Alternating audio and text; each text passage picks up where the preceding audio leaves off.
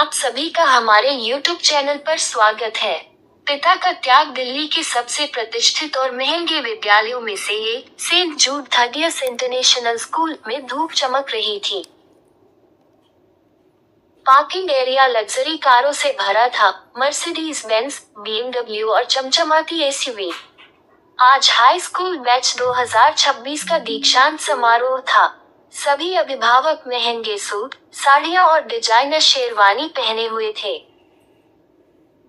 हवा में महंगे इत्र की खुशबू थी और हर किसी के हाथ में अपने बच्चों के लिए फूलों के बड़े बड़े गुलदस्ते थे।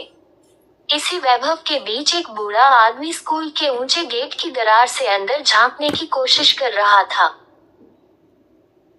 उसका नाम था रामकिशन। उसने फीकी पड़ी नीली कमीज पहन रखी थी, जिस पर चाशनी के दाग लगे थे।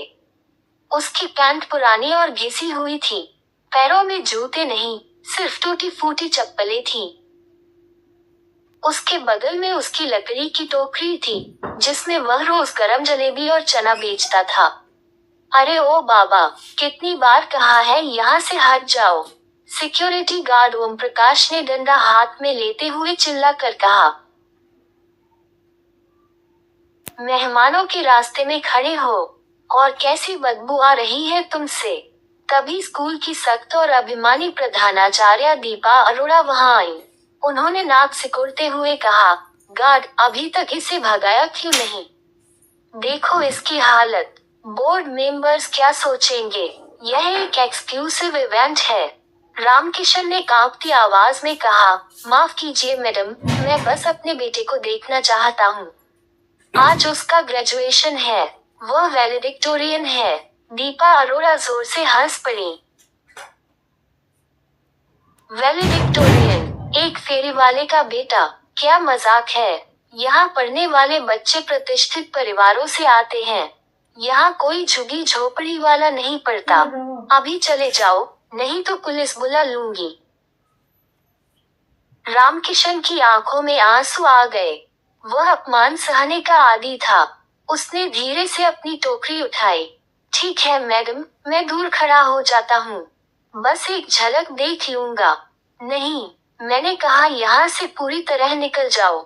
मेरे स्कूल की सीमा में तुम्हारा चेहरा भी नहीं दिखना चाहिए। प्रधानाचार्य चिल्लाई और एयर कंडीशन्ड ऑडिटोरियम में चली गई। समारोह शुरू हुआ। मंच सुनहरे और नीले रंग की सजावट से सजा था। एक एक कर मेधावी छात्रों को बुलाया गया। जब नाम पुकारा गया आदित्य शर्मा, वैलेडिक्टोरियन, तो पूरा हॉल तालियों से गूंज उठा। आदित्य लंबा, आत्मविश्वासी और तेजस्वी दिख रहा था। प्रधानाचार्य ने मुस्कुराते हुए उसे मेडल पहनाया। बधाई हो बेटा, तुम्हारा भविष्य उज्जवल है। तुम्हारे माता पिता बहुत गर्व महसूस कर रहे होंगे। वे कहाँ हैं? उन्होंने माइक थमाते हुए पूछा। आदित्य ने माइक लिया। उसने भीड़ में नजर दौड़ाए, सजे धजे अमीर माता पिता, सहपाठी, लेकिन उसके पिता कहीं नहीं थे। वह जानता था, उन्हें अंदर आने नहीं दिया गया होगा। उसने बोलना शुरू किया, good morning to our distinguished guests, teachers, parents and fellow graduates. उसकी अंग्रेजी धारा प्रवाह और प्रभावशाली थी। पर बीच में वह रुक गया।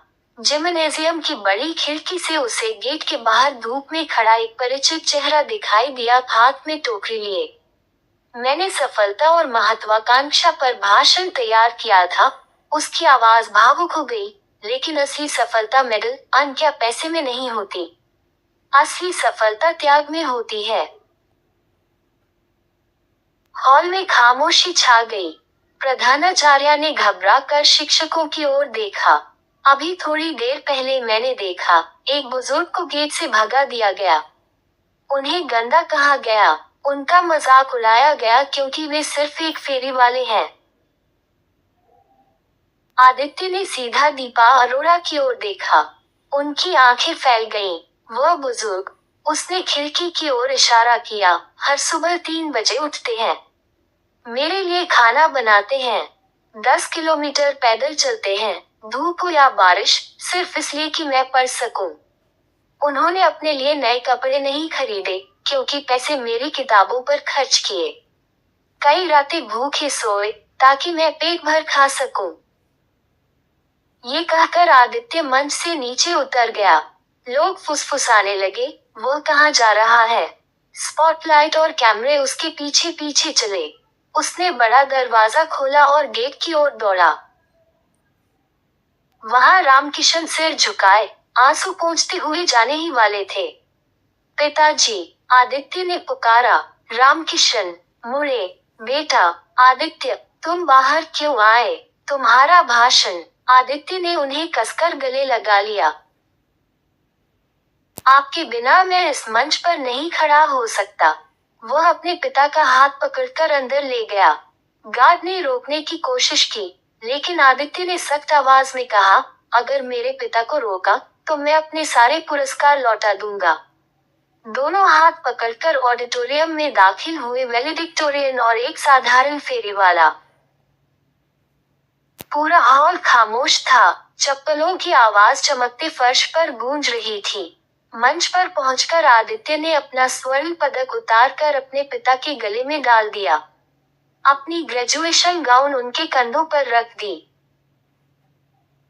लेडीज एंड जेंटलमैन, उसने माइक्रोफोन पर कहा, मैं आपको अपनी जिंदगी के असली वैलेडिक्टोरियन से मिलवाता हूँ, मेरे पिता, रामकिशन। आपने इनके कपड़ों पर गंदगी देखी होगी। यह मेहनत की गंदगी है। यह उन लोगों की सोच से कहीं ज्यादा साफ है, जो कपड़ों से इंसान की इज्जत मापते हैं। दीपा अरोड़ा शर्म से कुर्सी में झुक गईं। कुछ पल सन्नाटा रहा, फिर एक अभिभावक खड़ा हुआ और ताली बजाई। धीरे धीरे पूरा हॉल खड़ा हो गया। स्टैंडिंग ओवेशन गूंज उठा। कई लोगों की आंखें नम थीं। रामकिशन रो पड़े, अपमान से नहीं, गर्व से। समारोह के बाद कई लोग उनसे हाथ मिलाने आए। स्कूल बोर्ड ने सार्वजनिक रूप से माफी मांगी। अगले ही दिन सोशल मीडिया पर विवाद बढ़ने के बाद दीपा अरोड़ा ने इस्तीफा दे दिया। आदित्य को देश के एक प्रतिष्ठित विश्वविद्यालय में छात्रवृत्ति मिली।